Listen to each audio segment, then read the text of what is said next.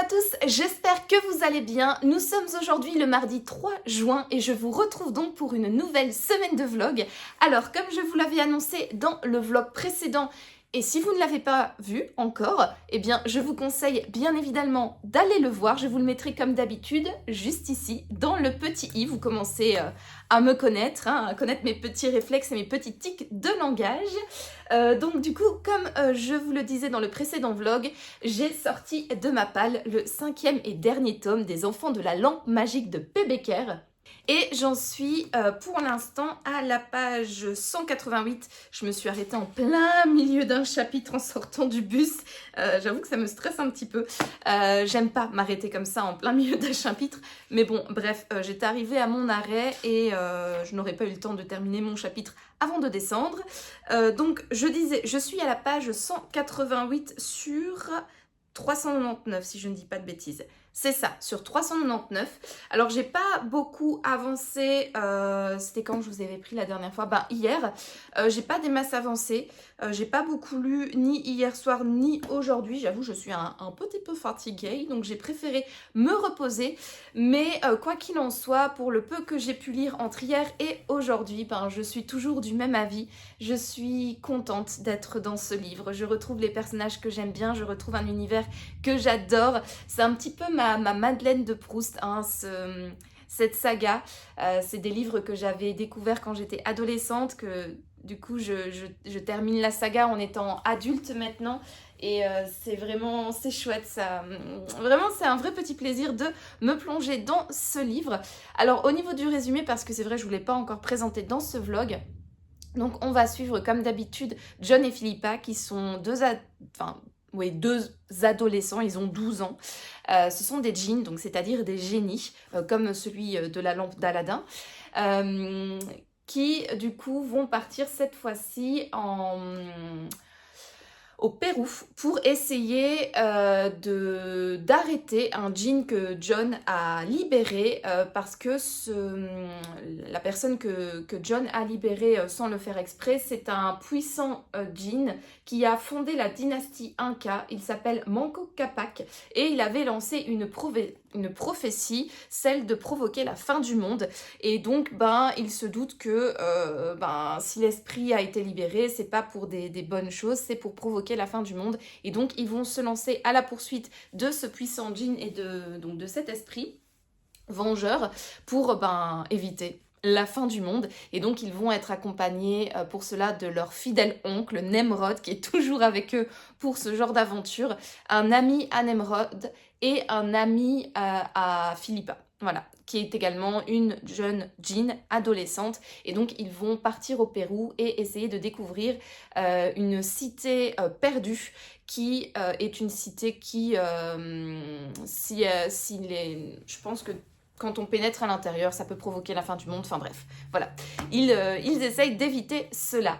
Alors, je trouve que ce tome change un petit peu des autres. D'habitude, dans les 4 premiers volumes, on partait donc toujours dans un périple pour éviter une catastrophe, mais en général, avant d'arriver au lieu final de la dite catastrophe, il y avait toujours un parcours dans le monde entier. Donc par exemple, on passait de New York à Venise, de Venise à Prague, de Prague à Katmandou, et puis de Katmandou au Caire. Et donc à chaque fois comme ça, John et Philippa traversaient le monde pour soit résoudre des énigmes, soit trouver des artefacts qui pourraient les aider dans leur quête, etc. Et donc, voilà, il y avait véritablement tout un périple, plein d'explications culturelles et historiques autour des différents artefacts qu'ils devaient collecter ou sur les différents lieux qu'ils visitaient. Or, ici, on est au Pérou et c'est tout. Alors bien évidemment, ils ont fait 1 ou 2 villes avant d'arriver au cœur de la forêt amazonienne, mais sinon, ils n'ont pas voyagé dans le monde comme à leur habitude. Et donc, je trouve que ça donne un rythme différent à cette histoire. Donc, les bouquins font à chaque fois, je dirais, 400 pages, et vu qu'ils vont dans plusieurs lieux, c'est vrai qu'à chaque fois, les événements se déroulent assez rapidement. C'est très vite expédié les voyages, c'est très vite expédié les différentes embûches qu'ils peuvent rencontrer sur leur chemin. Or ici, comme tout se passe dans le même lieu, je trouve qu'il y a un peu plus de développement au niveau des différentes aventures et événements qui peuvent arriver à John et Philippa et à leur entourage. Et donc du coup, je trouve que c'est un rythme qui change et qui fait du bien.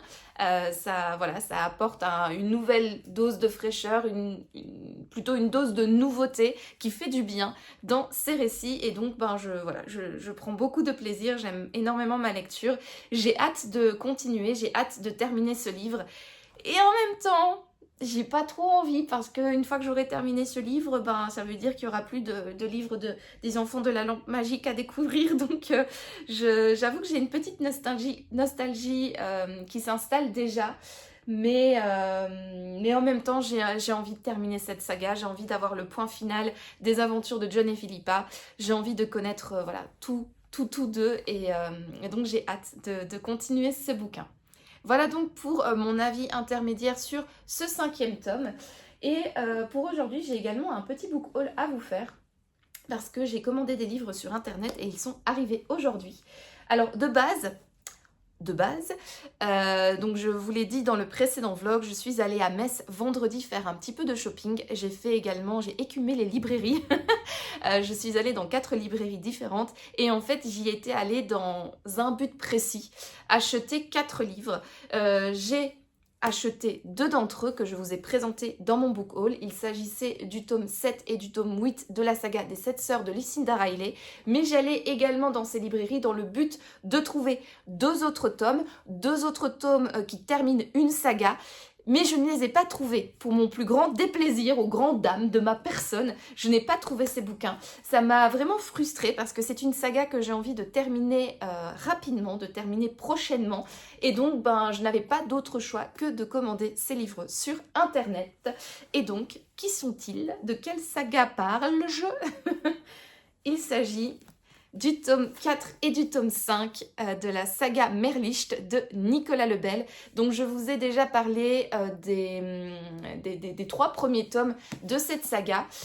Il y a déjà longtemps dans... Oh oui, enfin il y a longtemps. Je l'ai lu en octobre 2024. C'était juste avant...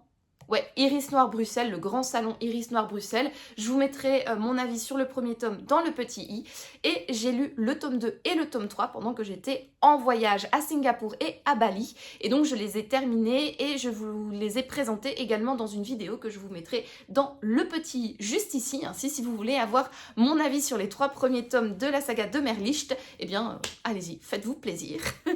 Et donc j'ai commandé les 2 derniers tomes parce qu'en fait j'ai fait un petit constat et du coup j'ai pris une bonne résolution. Je pose les livres, je vous les présenterai juste après. Parce qu'en fait j'ai remarqué que j'avais énormément de sagas en cours. Donc j'ai la saga des 7 sœurs, j'ai la saga des Bridgerton, j'ai l'Or Olympus, j'ai la saga Merlicht, j'ai la saga Yvonne Chen, également de Nicolas Lebel. Qu'est-ce que j'ai d'autre? J'ai des mangas en cours, j'ai des séries de mangas, j'ai plein de sagas en fait en cours et à chaque fois que je lis un des tomes, je vous dis je ne vais pas tarder à sortir le prochain tome de Mappal. Par exemple, je vous avais présenté dans mon tout premier vlog le 2e tome de l'Or Olympus et je vous disais que le tome 3 ne va sans doute pas tarder à sortir de Mappal. Pareil, dans ce même premier vlog, je vous parlais de la saga de Bridgerton. J'avais lu le tome 6, celui dédié à Francesca, j'avais dit la même chose. Je pense que le tome 7 et 8 ne vont pas tarder à sortir de Mappal, je vais les lire prochainement. On est plus d'1 an plus tard et je n'ai toujours pas lu ni le 3e tome de l'Or Olympus, ni le dernier recueil du 7e et 8e tome des Bridgerton. Pareil pour la saga Lucinda Riley, je l'ai commencée en juillet 2023 et elle est toujours en cours à l'heure actuelle en juin 2025. Et donc je remarque qu'en fait, je mets quand même un très long laps de temps pour lire mes sagas en cours. Et j'avoue que c'est pas trop pour me plaire, parce qu'en fait, dans le cas des 7 sœurs, ou tout simplement dans le cas de Merlicht, il y a, même si les tomes pourraient se lire à part, pas besoin de lire la saga dans l'ordre, mine de rien, il y a quand même des références qui sont faites au tome précédent, ou alors tout simplement il y a le caractère du personnage principal qui change. Dans le cas de Merlich, on voit clairement une évolution entre le premier tome et le troisième tome, le dernier que j'ai lu. Il y a une dynamique d'équipe qui s'installe, il y a les évolutions des personnages, il y a quand même des informations qui sont énoncées dans le premier tome et qui sont un petit peu des fils rouges entre les différents tomes de la saga. Et donc c'est vrai qu'en laissant un long laps de temps entre les lectures, eh bien nos souvenirs... Moi, j'ai une très très bonne mémoire, donc j'ai quand même encore bien en tête l'histoire précédente, mais pas dans tous les détails. J'ai pas une mémoire non plus extrêmement... voilà, je suis pas un disque dur. Donc, il y a quand même des détails qui m'échappent, des informations que j'ai oubliées, des personnages dont je ne me rappelais plus l'identité, je me rappelle plus le caractère, je me rappelle plus l'importance. J'avais remarqué ça notamment dans le dernier tome des 7 sœurs. On parle d'un gars, je sais même plus comment il s'appelle, qu'on avait présenté dans le premier et le deuxième tome. Dans le premier tome, on comprenait très bien que c'était pas un gars très fréquentable, et j'avais en fait complètement oublié la caractéristique de ce personnage en lisant le 5e tome. Et j'ai dû aller voir sur internet encore qui était ce personnage pour me rappeler, ah oui, juste maintenant je m'en souviens, c'est ce personnage-là qui a fait ça, qui a fait ça, qui a fait ça, qui est un tel, qui est décrit comme ça, etc. Et donc, le fait d'avoir des souvenirs un petit peu confus, d'avoir des souvenirs un petit peu flous et qui ne sont pas, voilà, à 100% dans ma tête, ça me saoule un petit peu pour avancer les sagas, et je vous avoue que laisser un an passer entre la lecture d'un tome et le tome suivant, ça m'agace un petit peu. Avant Instagram, dès que je commençais une saga, alors pas une saga composée de 38 tomes, hein, comme par exemple les Agatha Raisin, ça non, mais quand je commençais une saga qui était composée, oui, allez, on va dire peut-être au pire de 8 tomes et au mieux de 3-4 tomes, je lisais les tomes d'une traite. Par exemple, j'avais lu la saga Percy Jackson quand j'étais adolescente et j'avais lu les 5 tomes d'affilée. Pareil pour Eragon, j'avais reçu donc le tome 1, le tome 2 et le tome 3 en une fois. Je les avais lus d'affilée. Narnia, pareil. J'avais eu le gros intégral de Narnia. Je l'ai lu en une traite, en fait. Je n'ai pas lu un livre, puis arrêté, puis lu un second livre, etc. Et je trouve que cette manière de faire est peut-être un petit peu... peut-être too much d'un côté, mais je trouve que c'est pas mal, en fait, de rapprocher, mine de rien, la lecture des différents tomes. Et j'ai donc pris... Voilà, tout ça pour dire que j'ai donc pris maintenant la bonne résolution, ou en tout cas une résolution qui, je pense, va me plaire et me correspond un petit peu plus, quand je commence une saga, de lire les différents tomes de manière un peu plus rapprochée, de ne pas mettre un an ni 6 mois entre la lecture de 2 tomes, mais bien peut-être quelques semaines, voire maximum un mois. Et c'est pourquoi, du coup, j'ai pris d'une traite les 2 derniers tomes de cette saga, parce que j'ai envie de terminer la saga Merlicht au plus vite, parce que c'est un personnage que j'aime bien son équipe, j'aime bien la plume de Nicolas Lebel, j'aime bien cette saga, et j'ai envie de la terminer, voilà, tout simplement, j'ai envie, voilà, tout simplement. Donc, du coup, j'ai acheté le 4e tome, donc de Cauchemar et de Feu, et le 5e tome dans La Brume écarlate, et je vous lis tout de suite les résumés. D'abord de Cauchemar et de Feu. Paris, à quelques jours du dimanche de Pâques, un homme d'une 60aine d'années est retrouvé assassiné dans un pub, une balle dans chaque genou, une 3e dans le front. L'autopsie révèle sur son corps une fresque d'entrelacs celtiques et de slogans nationalistes nord-irlandais. 3 lettres barrent le haut de son dos. IRA. Le capitaine Merlicht fait la grimace. Enquêter sur un groupe terroriste en plein état d'urgence ne va pas être une partie de plaisir. Pourtant, le conflit irlandais semble bien s'inviter à Paris. Nicolas Lebel nous entraîne sur la piste d'un tueur pyromane, un monstre né il y a plus de 40 ans, au cœur des violences de la guerre civile irlandaise, qui vient rallumer les feux de la discorde dans les rues de la capitale française. Alors, je ne savais pas de quoi parler les tomes, vous le savez, moi, logiquement, je ne lis pas les 4e de couverture, je les lis seulement pour vous présenter les livres ici en vlog, mais en général, je préfère éviter de lire le résumé pour me laisser la surprise entière quand je lis le roman. Ici, au niveau des thématiques, ouais. Alors, j'aime bien le fait d'un monstre, du tueur né il y a plus de 40 ans, parce qu'on va peut-être du coup avoir un super bon développement psychologique et explication du méchant principal de l'histoire. Donc ça, j'aime bien quand on suit un petit peu le passif et quand on a un tueur de longue date qui s'est forgé au fur et à mesure des années. Ça, j'aime beaucoup. En revanche, les thématiques IRA, les nationalistes nord-irlandais, les conflits irlandais, etc., c'est pas trop ma came. J'ai découvert ces conflits-là, un petit peu les révolutionnaires, voilà, les nationalistes irlandais, quand j'étais à l'université pendant mes cours d'anglais. Je pense qu'on avait présenté la chanson U2, la Monday, Bloody Monday, Sunday, Bloody Sunday. Bon, je vous mettrai le titre ici. Shame on me, je sais très bien que c'est un grand classique de la musique, mais j'avoue enfin voilà, ça évoque une histoire qui ne m'intéresse pas, donc c'est les informations que je ne retiens pas. Voilà, c'est pas trop une période historique qui m'intéresse, c'est pas trop les hooligans, tout ça, enfin bref. C'est pas quelque chose qui m'intéresse. Donc, à voir comment c'est expliqué dans le roman, comment c'est intégré, comment c'est développé, comment Nicolas Lebel a construit son intrigue autour de cette thématique. Parce que il y a peu de chances que ce soit complicado pour moi, vu que je n'ai pas beaucoup d'intérêt. Mais bon, écoutez, ça fait du bien parfois également de sortir de sa zone de confort, que ce soit au niveau des types de lecture ou des thématiques. On verra, et puis qui sait, peut-être que ce sera une bonne surprise pour moi. Ensuite, le 5e tome, donc Dans la brume écarlate, raconte l'histoire de... il n'y eut pas un bruit dans la rue désolée, dans la ville morte, et pourtant elle sut que quelque chose était là, qui l'épiait, vorace ou concupiscent, avide. Alors son cœur détonna, et elle se mit à courir. Son haleine se mêlant à la brume épaisse qui accrochait son corps, ses vêtements, ses cheveux, qui collaient à sa vie, la freinaient, l'empêchaient de fuir ce cauchemar éveillé. Elle hurla dans sa course impossible, car quelque chose, était là qui la talonnait, s'enivrait de sa terreur, en voulait à sa vie. Paris, 12e arrondissement. Une étudiante disparaît. À travers la ville engluée dans une brume épaisse, le capitaine Merlich et son équipe mènent une course contre la montre pour retrouver celui qui sème derrière lui des cadavres exsangues. Alors là, pour le coup, ce livre-là me tente énormément.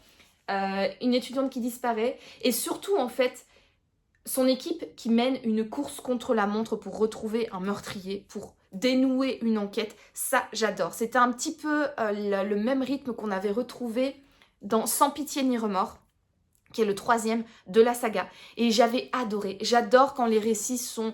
quand les enquêtes comme ça doivent être résolues rapidement parce que sinon il va y avoir un drame et que donc on suit l'équipe heure par heure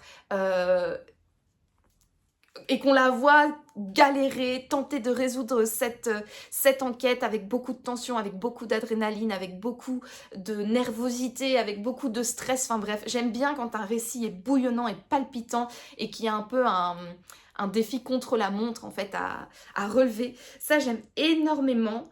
Cadavre exsangue, parfait pour moi, voilà, des thématiques qui me plaisent. Et donc, bah écoutez, si le 4e tome ne m'attire pas trop par ces thématiques, le 5e en tout cas, oui. Et donc, c'est bien que ce soit dans ce sens-là. C'est bien que ce soit l'avant-dernier qui soit peut-être un petit peu moins attrayant, mais le dernier, en tout cas, sur la 4e de couverture, beaucoup plus attrayant, parce que du coup, ça va me motiver à arriver au bout du 4e livre. Et puis potentiellement, ça pourrait conclure la saga sur une très bonne note. Donc voilà pour mes 2 petits achats qui sont arrivés aujourd'hui par la poste. Et là, pour le coup, j'avoue que d'habitude, quand je disais ça, c'était pas trop vrai, hein, on l'a remarqué.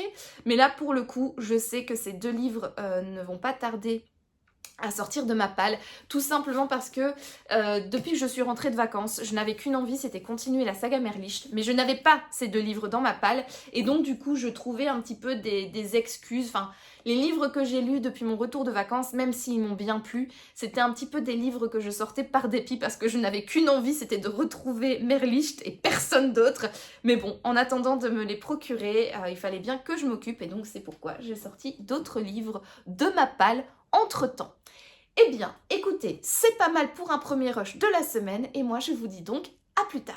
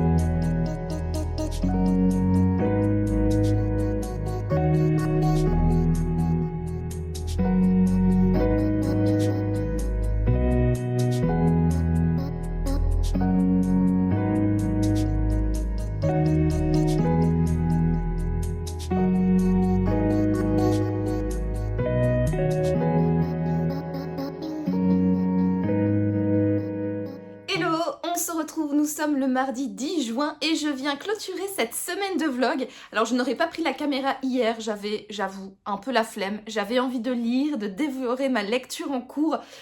Et donc je me suis dit, bon bah c'est pas grave, je vais lire et je viendrai conclure la semaine de vlog demain. Et c'est ce que je suis en train de faire ici avec vous. Sinon, avant de vous parler de ma lecture en cours, qui est spoiler alerte, elle est trop bien. Franchement, j'adore. Je vais me dépêcher de papoter ici pour retourner sur mon canapé et continuer ce livre. Mais donc avant de vous parler de cette super lecture, je vais vous parler du livre que j'ai terminé, que je vous ai donc présenté dans le précédent rush.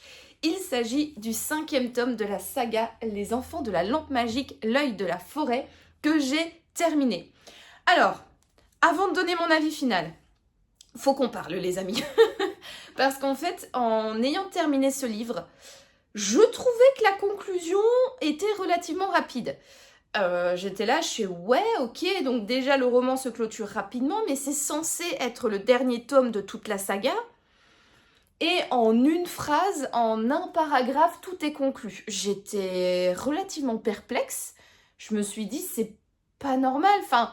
Même si, chaque auteur fait ce qu'il veut, s'il a envie de conclure une saga en 3 lignes, il a le droit de le faire, bien évidemment. Mais, je sais pas, je trouvais ça trop chelou. Et donc, du coup, je suis allée me renseigner sur Internet, les amis. Et devinez ce que j'ai appris.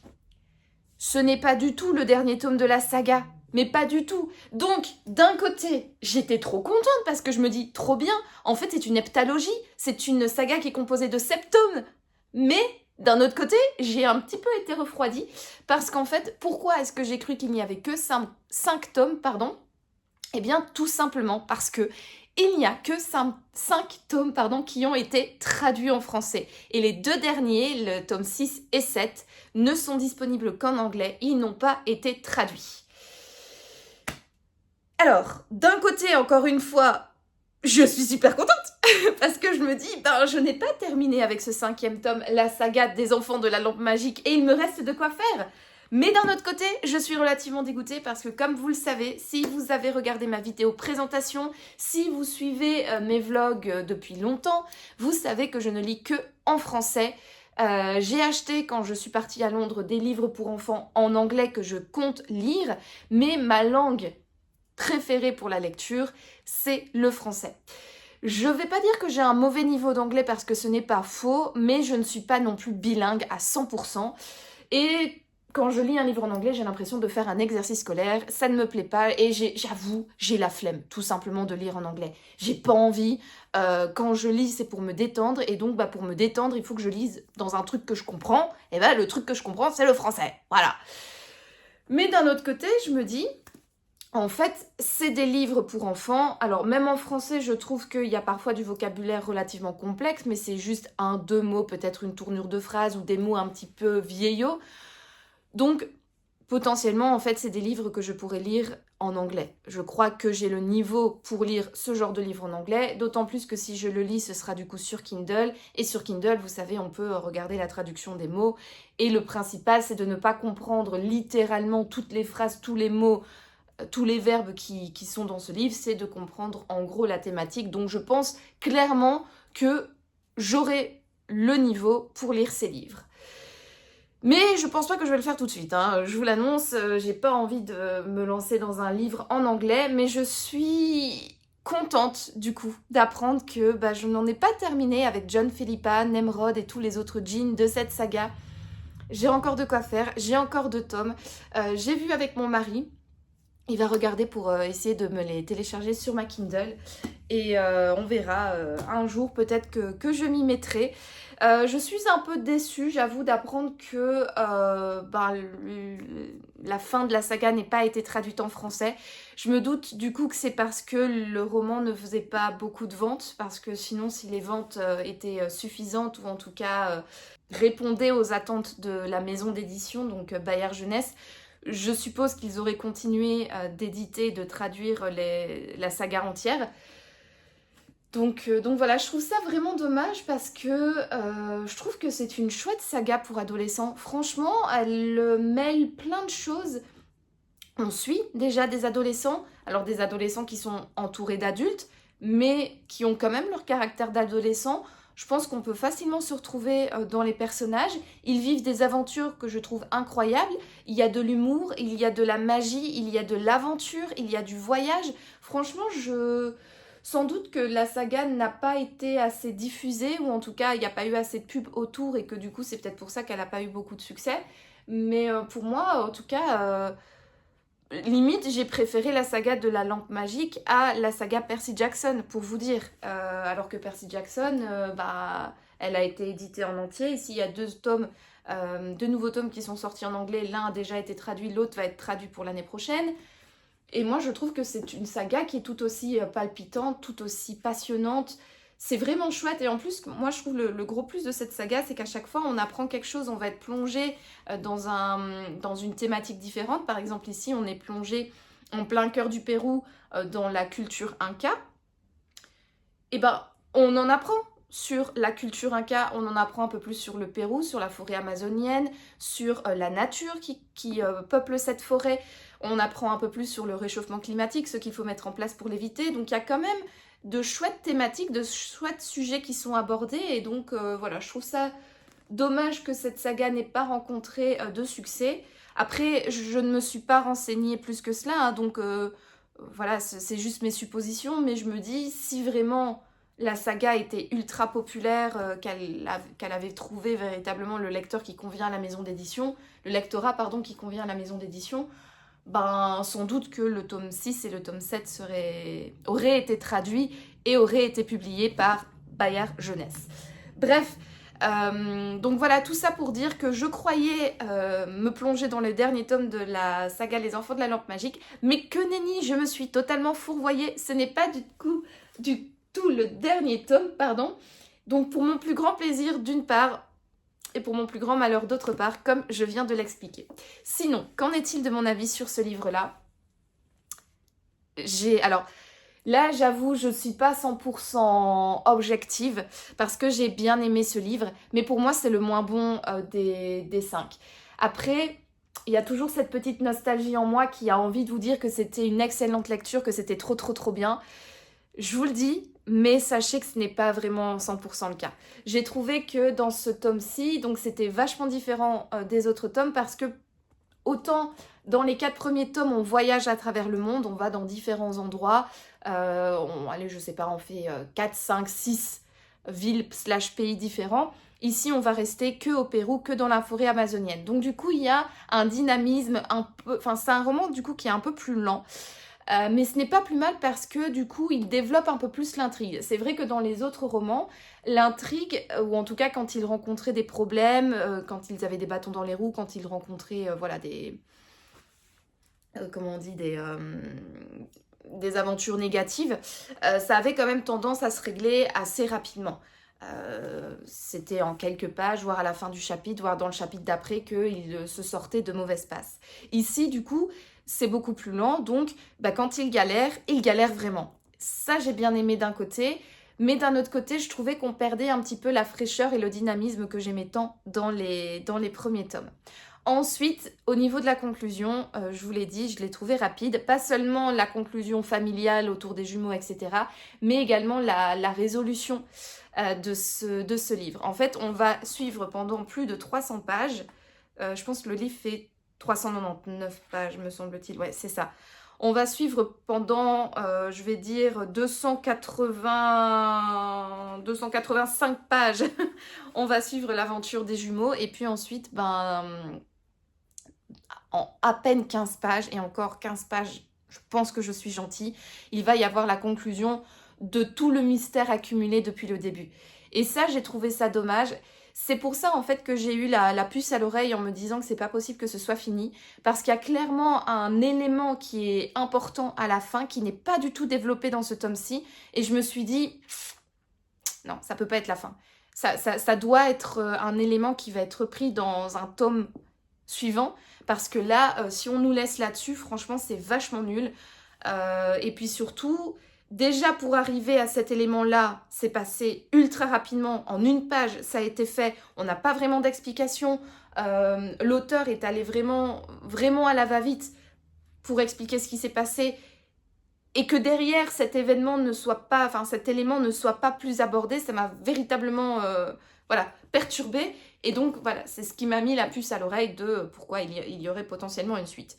Mais quoi qu'il en soit, même si la finalité ou en tout cas les conséquences de cet événement ne soient pas abordées ici, ça à la limite je ne trouve pas ça grave.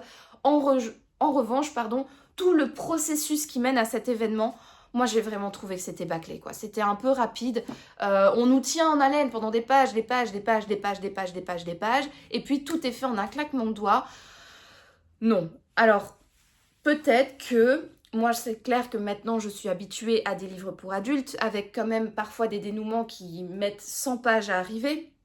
Là, 400 pages déjà pour retenir l'attention d'un adolescent sur autant de pages, potentiellement, voilà, c'est déjà pas mal.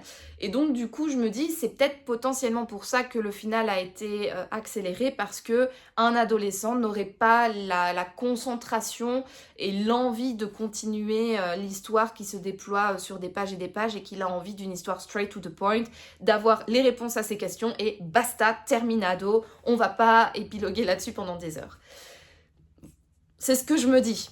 Voilà, je me rappelle plus, je vous avoue, je me rappelle plus du tout les fins de mes... Enfin, je me rappelle grosso modo les fins de mes livres d'adolescents quand je les lisais, mais je pourrais plus dire si c'est des fins rapides, si c'est des fins qui manquent peut-être d'un petit peu de saveur, d'un petit peu d'être étoffé. Ça, je pourrais plus vous dire, et comme je relis pas mes livres, je n'irai pas Eragon... ni Narnia, ni Harry Potter, et encore moins Percy Jackson d'ici là. Donc en fait, peut-être que quand j'étais adolescent et que je lisais ces livres, je trouvais que les fins étaient totalement parfaites, parce que j'étais une adolescente et j'avais besoin d'une fin rapide. Voilà, je pourrais pas dire. Clairement, donc écoutez, si vous avez des adolescents à la maison, ou si vous avez l'habitude de lire des livres pour adolescents, dites-moi dans les commentaires si les fins sont généralement comme ça, assez rapides, très peu étoffées, parce que c'est un critère peut-être de la littérature jeunesse / de la littérature d'adolescent. En tout cas, moi personnellement, de mon expérience d'adolescent, je n'en ai aucun souvenir, et je ne lis pas assez de romans d'adolescents pour avoir la réponse à ma propre interrogation. Bref, voici donc mon avis pour ce roman Les Enfants de la Lampe Magique. Les Enfants de la Lampe Magique, pardon, le tome 5. Donc, très belle lecture, véritable Madeleine de Proust pour moi, agréable comme tout, j'adore les personnages, j'adore cet univers, mais quand même, petit bémol sur le dynamisme qui est différent dans cet tome. Pas pour me déplaire, mais pas non plus pour me plaire à 100%. Ça change, c'est tout. Parfois, ça fait du bien. Et petit bémol, voilà, sur la fin qui est pour moi un petit peu bâclée. Alors, ce livre-là, je l'ai terminé... Attendez, parce qu'on a eu un week-end prolongé, là. On a eu un week-end prolongé, et donc j'ai terminé samedi soir. Ouais, c'est ça. J'ai terminé ce livre-là samedi soir, donc il m'aura accompagné toute la semaine, hein, en fait. Et alors, j'ai décidé, donc samedi soir, j'ai terminé ce livre-là, je suis allée dormir parce qu'il était déjà bien tard. Et dimanche matin, j'ai commencé un livre. Ah, c'est trop bien. C'est vraiment trop bien. Bon, c'est un livre dont je vous ai parlé il y a peu, donc voilà, si vous avez été attentif à ce début de vlog, vous devriez savoir, deviner en tout cas, quel livre j'ai décidé de sortir de ma palle. C'est... Voilà. Un livre fraîchement reçu, donc de Cauchemars et de Feu de Nicolas Lebel. Donc c'est le 4e tome de la saga du capitaine, c'est ça, Merlicht. Et en fait, j'avais trop envie de continuer cette saga. Je sais plus si je vous l'ai dit dans le précédent rush, mais écoutez, comme je suis une petite vieille qui radote, au pire, c'est pas grave, je me répète. Mais donc j'avais lu le tome 2 et le tome 3 lors de mes vacances. Et j'avais adoré enchaîner ces 2 tomes. Je trouvais que, j'aime bien le capitaine Merlich, j'aime bien son équipe, Merlicht, pardon, on va prononcer le T parce que c'est quand même un prénom allemand. Toutes les lettres sont prononcées en allemand, donc voilà. J'adore suivre le capitaine Merlicht, j'aime beaucoup ce capitaine, j'adore son équipe, j'adore la plume de Nicolas Lebel, j'adore ces polars urbains dans lesquels il nous plonge à chaque fois. Et c'est vrai que d'avoir enchaîné le tome 2 et le tome 3 pendant mes vacances m'a fait prendre conscience que j'avais maintenant plus trop envie de laisser traîner les sagas. Et je vous avoue que depuis que je suis rentrée de vacances, je n'avais qu'une obsession, c'était de continuer la saga Merlicht. Et donc c'est pour ça que j'avais commandé les livres sur internet. Et comme je les ai reçus il y a peu, là j'ai clairement pas hésité. Je me suis dit je sors directement des 2 tomes que j'ai reçus. Donc en l'occurrence, faisons les choses dans l'ordre, le tome 4, pour m'y plonger directement. Et bon Dieu, qu'est-ce que c'est une bonne histoire. Voilà, regardez où j'en suis. Donc je l'ai lu dimanche, lundi. Parce que hier c'était du coup jour férié. Et j'ai lu 392 pages. Donc j'ai bien entamé le livre parce qu'il fait 434. 434, qu'est-ce que je raconte? Oh là là là. Désolée, je suis fatiguée, je me lève d'une sieste. J'ai encore un petit peu les idées brouillées. 634 pages, pardon. Donc j'ai lu 392 pages sur 634. Donc il me reste quoi 230 pages quoi. Ouais, donc j'ai lu ça. Je vais pas commencer à me dire j'ai lu un tiers du livre, je ne sais pas, j'ai lu, bref, presque 400 pages sur 634. Voilà, donc où j'en suis. Je vous disais ça, je m'en rappelle que je vous l'ai dit dans le précédent rush, que la thématique de celui-ci potentiellement pourrait ne pas me plaire parce qu'en fait on est plongé dans le conflit nord-irlandais, donc avec les nationalistes, les protestants, les catholiques, etc. On va être plongé également dans toute cette guerre, dans tout ce conflit nord-irlandais, avec d'un côté l'IRA, de l'autre côté les opposants de l'IRA. Et c'est clair que moi, le conflit nord-irlandais, c'est pas quelque chose qui m'intéresse. J'ai appris l'existence de ce conflit en cours d'anglais quand j'étais à l'université. Et on avait énormément parlé lors de ce cours d'anglais, mais j'avoue que voilà, ça m'avait pas plus intéressé que ça. Et donc, quand on avait développé cette thématique au cours d'anglais, j'avoue que je m'étais un petit peu ennuyée. J'ai pas retenu grand-chose du coup de ce qu'on a vu lors de ce cours. Et c'est une thématique voilà, qui ne m'intéresse pas, tout simplement. J'ai d'autres sujets que je trouve beaucoup plus passionnants que le conflit nord-irlandais. Et donc j'avais un peu peur en démarrant ce livre-là parce que Nicolas Lebel a quand même cet art de nous plonger au cœur de ces thématiques. Et très souvent, il documente énormément ces thématiques. Il fait de longs chapitres ou de longues explications, de longues descriptions autour de cette thématique pour que le lecteur soit bien informé. Et donc j'avais un peu peur du coup de ça, parce que je me dis, j'ai pas d'intérêt pour ce conflit, donc j'ai un peu peur de m'ennuyer et que les longues tirades, les longs potentiellement chapitres, etc. m'ennuient. Et finalement, vous savez quoi, mes amis?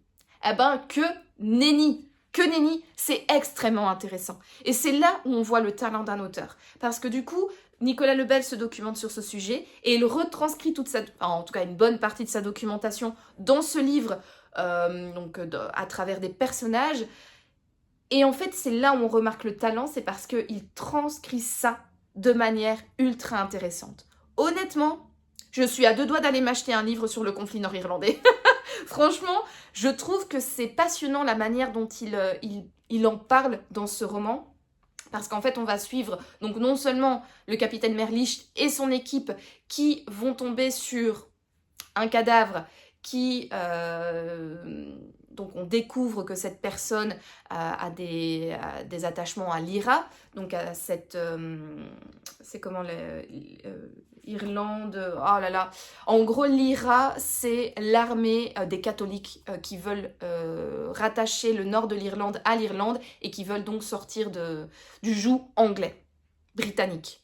Voilà. Donc l'IRA, c'est les nationalistes du coup nord-irlandais qui veulent leur indépendance. Et donc on apprend que la victime est un membre de l'IRA, on apprend que c'est quelqu'un qui veut l'indépendance, etc. Qu'en plus il fait partie vraiment des combattants parce que c'est un ancien artificier pour l'IRA, quoi. Bref, attendez, j'ai un truc dans l'œil, c'est un peu gênant.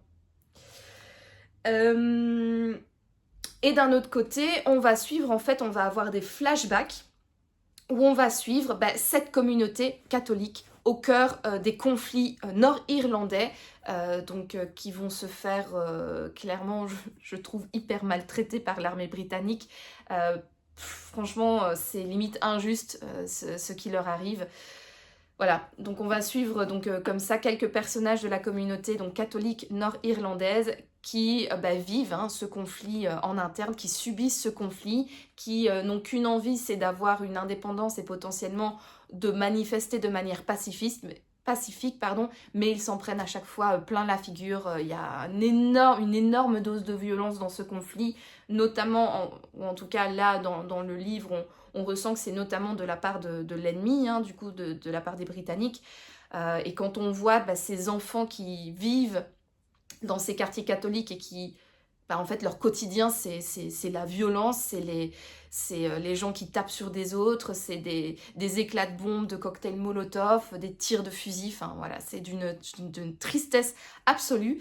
Et donc, on va véritablement être plongé au cœur de ce conflit dans le nord de l'Irlande, en suivant plusieurs personnages. Et c'est comme ça, en fait, petit à petit, en voyant ces personnages évoluer, en voyant les choix de vie que font ces personnages, et en parallèle avec l'enquête du capitaine Merlicht, on en apprend plus du coup sur ce conflit, et donc la documentation autour de cela s'intègre, je trouve, incroyablement bien dans ce polar urbain, donc de cauchemar et de feu. Et en fait, vraiment, donc comme je vous le dis, c'est là où on reconnaît le talent d'un auteur, parce que toute sa documentation, toutes ses recherches, je le trouve qu'il l'intègre magnifiquement dans le récit, et surtout, il rend ça intéressant. Il est arrivé à me provoquer des émotions, alors que de prime abord, j'étais totalement détachée de ce conflit et assez froide à son sujet. Et pourtant, je vous dis, je suis à 2 doigts d'acheter un livre sur ce conflit, à 2 doigts d'aller me renseigner un peu plus sur Internet, sur les différentes étapes de ce conflit, comment est-ce que le traité de paix a été signé, a été négocié, etc. Enfin voilà, je trouve qu'il arrive à rendre ce sujet hyper intéressant pour un public réfractaire, en fait. Voilà, c'est vraiment trop bien. Et d'un autre côté, l'enquête, elle est toujours hyper agréable. Je trouve que Nicolas Lebel prend toujours son temps pour déployer son enquête, mais en fait ce n'est pas inintéressant pour autant. On va tourner beaucoup autour des personnages de Merlicht, de Latour et de Dos Santos, qui sont donc comment dire, Dos Santos, je ne sais pas comment le prononcer, Dos Santos, si je dis pas de bêtises. Où est-il, mon petit Michael? Dos Santos, ouais c'est ça, Dos Santos. Michael, pour les intimes. Et donc, en fait, il va développer, donc on va en apprendre un petit peu plus sur leur vie, sur sur eux, en fait. On n'est pas toujours plongé à 100% dans l'intrigue. Donc l'enquête est toujours là, elle est toujours présente, vu qu'on va suivre un capitaine et son équipe, et que donc c'est l'enquête sur laquelle ils sont en ce moment. Donc forcément l'enquête est toujours bien présente, mais en fait, comme on va suivre un petit peu leur vie, comme on va suivre un petit peu leur chamaille interne, on va également en fait en apprendre plus sur eux, on va les voir évoluer à travers les tomes, et donc du coup je trouve que c'est véritablement intéressant en fait d'avoir ça.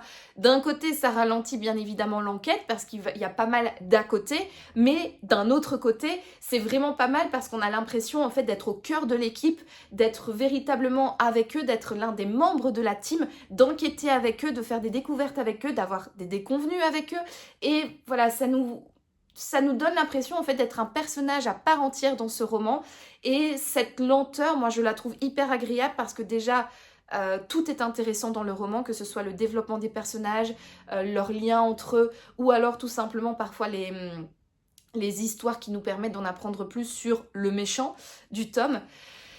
Qu'est-ce que je voulais dire par là? Je sais plus. Oui, voilà, donc c'est lent, mais c'est pas inintéressant pour autant. Alors c'est clair que si vous aimez véritablement être au cœur d'une enquête et que ça va vite, peut-être que ce n'est pas le livre qui vous conviendrait, mais moi je trouve que c'est une manière de faire qui fonctionne totalement, en tout cas avec moi, et en plus, c'est ça que je voulais dire, je m'en rappelle, la plume de Nicolas Lebel est extrêmement agréable. Franchement, je trouve qu'il a une écriture une écriture sublime, quoi. C'est bien écrit, c'est fluide, c'est agréable. Il y a une dose d'humour, il y a parfois des doses de petits moments qui éveillent un petit peu des sentiments en nous, des sentiments tristes, nostalgiques. On entre en empathie avec les personnages, on entre en colère avec les personnages, on sent l'injustice. Enfin voilà, il arrive véritablement à faire éclore comme ça tout un panel d'émotions en nous.